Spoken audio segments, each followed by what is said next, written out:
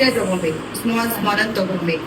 ದಪ್ಪಾಗಿದೆ ಸಣ್ಣ ಇದೆ ಅನ್ನೋರಿಗೆ ಸ್ವಲ್ಪ ಇದು ದೊಡ್ಡ ಸೈಜಲ್ಲಿ ತಗೋಬೇಕು. ತುಂಬಾ ದೊಡ್ಡ ಸೈಜಲ್ಲಿ ತಗೊಂಡಾಗ ಏನಾಗುತ್ತೆ ಅವರಿಗೆ ಇದೆಲ್ಲ ಪ್ಲೀಟ್ಸಿಂಗ್ ಬಂದು 10 ಬರೋ ಕಡೆಗೆ 8 ಬರುತ್ತೆ. ಪ್ಲೀಟ್ಸಿಂಗ್ ಕಟ್ ಆಗುತ್ತೆ. ಅವಾಗ ಹೀಗೆ ಕರೆಕ್ಟಾಗಿ ಕುಟ್ಕೊಂಡು ಸಿಕ್ಸಾಕ್ ಟೈಪ್ ಅಲ್ಲಿ. ನೀವು ಇಲ್ಲ ಇದನ್ನ ಸ್ಮಾಲ್ ಆಗೇ ತಗೋತೀನಿ ಅಂತಂದ್ರೆ 10 ಸ್ಟೆಪ್ ಬಂತು. 10 ಸ್ಟೆಪ್ ನಲ್ಲಿ ನಿಮ್ಗೆ ಕೂರ್ಸಾಗ ಏನಾಯ್ತು, ದಪ್ಪ ಕಾಣಿಸುತ್ತೆ ಸಣ್ಣಗಿರೋರಿಗೆ. ಅದೇ ನೀವು ದಪ್ಪಗಿರೋರಿಗೆ ಅಂತ ಬಂದಾಗ ಇಷ್ಟು ದೊಡ್ಡ ತಗೊಂಡ್ರೆ 3 ಬಂದ್ಬಿಡುತ್ತೆ, 5 ಬರೋ ಜಾಗದಲ್ಲಿ. ಹಂಗಾಗಿ ಏನ್ ಮಾಡ್ಬೇಕು, ಸ್ಮಾಲ್ ತಗೋಬೇಕು. ಸ್ಮಾಲ್ ತಗೊಂಡಾಗ ನಿಮ್ಗೆ ಏನಾಗುತ್ತೆ 5 ಬರುತ್ತೆ. ನಾನು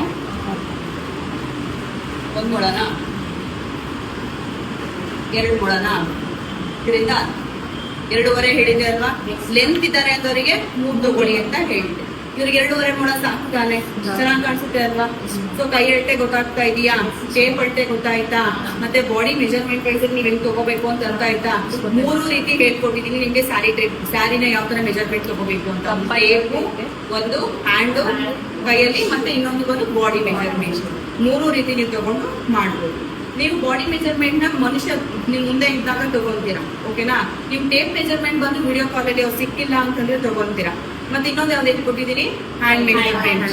ಸೀರೆ ಇದೆ, ಅವ್ರು ಸೀರೆ ತಂದಿಲ್ಲ ಅಂತಂದಾಗ ನಿಮ್ ಸೀರೆನೆ ತಗೊಂಡು ಹ್ಯಾಂಡ್ ಅಲ್ಲಿ ಅಳತೆ ಹಾಕೊಂಡು ಪಿನ್ ಹಾಕೋದು. 3 ಮೆಜರ್ಮೆಂಟ್ ಅಲ್ಲಿ ನೀವು ಸ್ಯಾರಿನ ಡ್ರೇಪ್ ಮಾಡ್ಬೋದು, ಇಲ್ಲ ಬಾಕ್ಸ್ ಫೋಲ್ಡಿಂಗ್ ಮಾಡ್ಬೋದು.